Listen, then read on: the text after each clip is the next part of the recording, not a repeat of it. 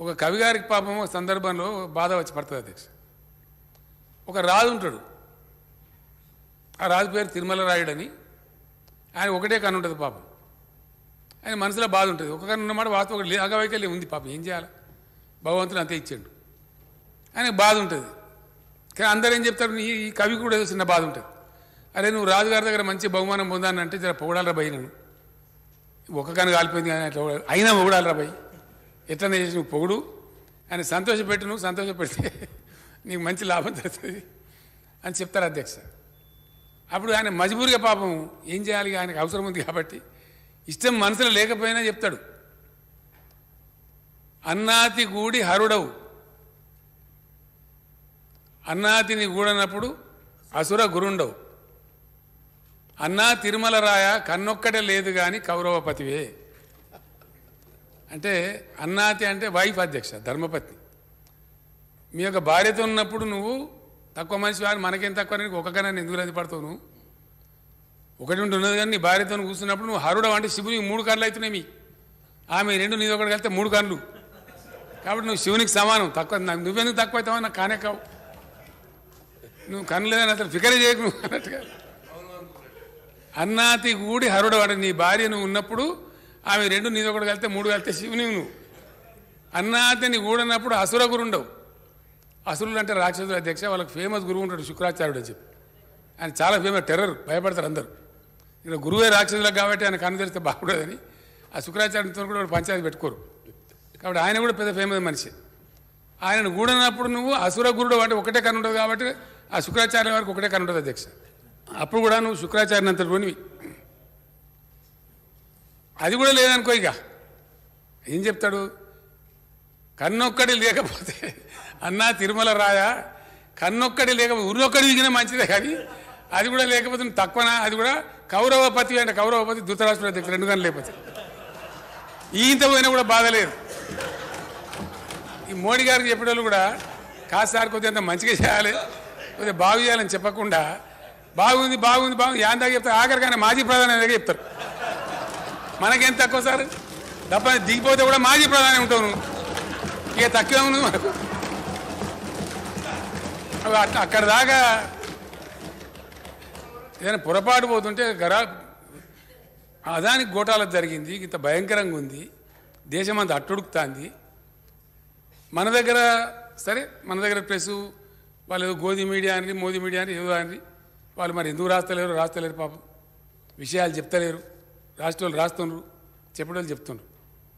Performance లేదు అధ్యక్ష. లేనప్పుడు కూడా అనవసరంగా పొగడం ఏదైతే ఉంటుందో అది మంచికి దారి తీయదు అధ్యక్ష. ఈమె పూజ మేరా గారు అధ్యక్ష, నేను వాస్తవాలు చెప్తా ఉన్నా. I wanted to put it on record. నేనేం కాంగ్రెస్ పార్టీ కాదు, కానీ జరిగిన ఫ్యాక్ట్. వాళ్ళని ఒకటే నమూనా కాంగ్రెస్ వాళ్ళని తిట్టుడు తిట్టుడు తిట్టుడు తిట్టుడు ఎక్కడ దాబోతుంది అధ్యక్ష.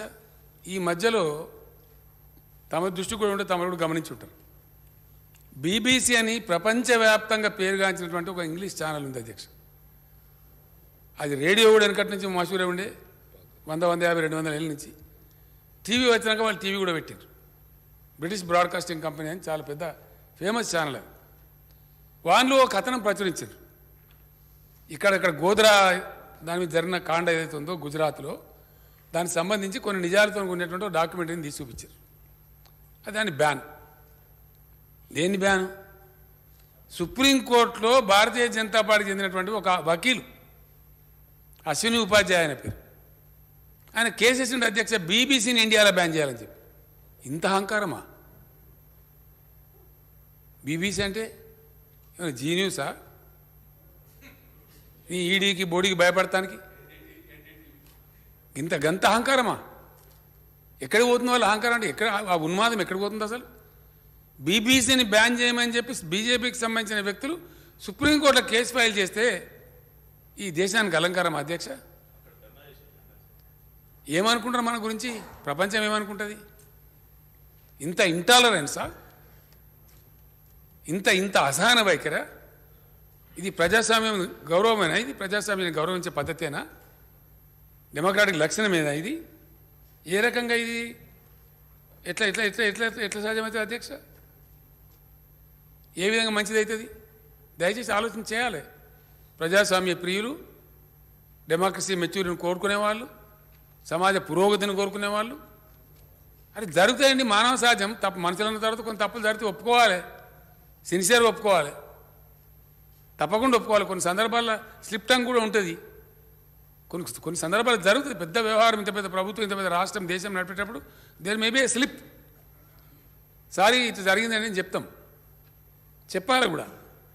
అట్లా కాదు బీబీసీ అయినా సరే బీబీసీని బ్యాన్ చేయి ఇండియాలో అంటే మాకు ఎవరికి ఖిలాఫ్ ఉండే వాళ్ళని అయితే బ్యాన్ చేయి, లేకపోతే హోసేయి, లేకపోతే జైలు అయ్యి నిన్ను జైలు వేస్తాం, నీకు జైల్లో రూమ్ చూసి పెట్టినాం, ఇవేనా మాటలు? ఇది ప్రజాస్వామ్యం అంటారా? అనుకోవచ్చునా? దేనికి మంచిది ఇది? దయచేసి ఇది కరెక్ట్ కాదు. ఏ రకం కూడా మంచిది కాదు అధ్యక్ష. ఇది ఏ విధంగా కూడా ఈ టెంపరీ ఫేజ్ అధ్యక్ష 4 రోజులు 3 రోజులు ముచ్చట. ఎన్ని రోజులు ఉంటుందండి జులుము, ఇది గడబడు, ఇదంతా ఎన్ని రోజులు ఉంటుంది? 24 తర్వాత నేను 100% చెప్తున్నాను అధ్యక్ష. 24 దాటితే కథమే కుప్ప, 100%. ఒక్క దెబ్బల యాడికెళ్ళాడిపోతుంది అధ్యక్ష. ఒక్క లోక్నాథ్ జయప్రకాష్ నారాయణ గారు, ఇందిరాగాంధీ గారు అధ్యక్ష బంగ్లాదేశ్ వారు గెలిచిన తర్వాత స్వయంగా వాజ్పేయి గారు స్వయంగా లేచి Durgamata of India, Durgamata of Hindustan అని చెప్పి పొగిడిండు పార్లమెంట్ లోపల నిండు సభలో. ఇంటర్నేషనల్ లెవెల్లో, నేషనల్ లెవెల్లో అసలు ఆమెకు తిరుగులేనటువంటి ఆనాడు నాయకత్వం, బ్రహ్మాండమైనటువంటి మెజార్టీతో గెలిచింది ఆమె బంగ్లాదేశ్ వార్తలు. ఒక్క అలహాబాద్ జడ్జిమెంట్ అధ్యక్ష, ఒక్క అలహాబాద్ హైకోర్టు జడ్జిమెంట్, తద్వారా చెలరేగినటువంటి ఆ స్పార్క్ ఏం జరిగిందో మనందరికీ తెలుసు, మనందరం కూడా ప్రత్యక్ష సాక్షులు. అదే ఇందిరాగాంధీకి సమీపంలో కూడా, నియర్ పిక్చర్లో కూడా ఎవరు లేరు అనేటువంటి ఆలోచనలు పత్రికలు, పరిశీలకులు, కాలమిస్టులు అనేకం రాసేటువంటి క్రమంలో ఒక్క జడ్జిమెంటు టర్న్ ఎట్లా చేసి పడేసిందంటే సిచ్యువేషన్ను, అంత మహానాయకులకు ఇందిరాగాంధీని ఇట్లా గిల్లి పారేసింది దేశం. మళ్ళీ జనతా పార్టీ మళ్ళీ తప్పులు చేస్తే మళ్ళీ ఆమెనే మళ్ళీ 2 years లోపల తెచ్చి కూర్చోబెట్టింది అధ్యక్ష. ఇవ్వలం శాస్త్రం అధ్యక్ష. ప్రజాస్వామ్యంలో ప్రజల దయ, వాళ్ళకి ఇష్టం ఉంటే అవకాశం ఇస్తే సర్వీస్ చేస్తాం, లేకపోతే ఎవరికి చూసిన పని వాళ్ళు చేసుకొని బతకాలి, అంతవరకే. కానీ ఇంత మాత్రం, ఇంత మిడిసిపాటు, ఇంత అహంకారం, కన్నుగానని మిన్నుగానని మాటలు మాట్లాడడం మంచిది కాదు.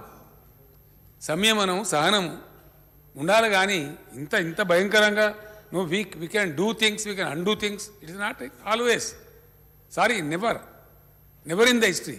ఎప్పుడు జరగలేదు, ఇప్పుడు కూడా జరగదు. చరిత్రనే కాదు అధ్యక్ష, అది సమాజం ఒప్పుకోదు, అది జరగదు.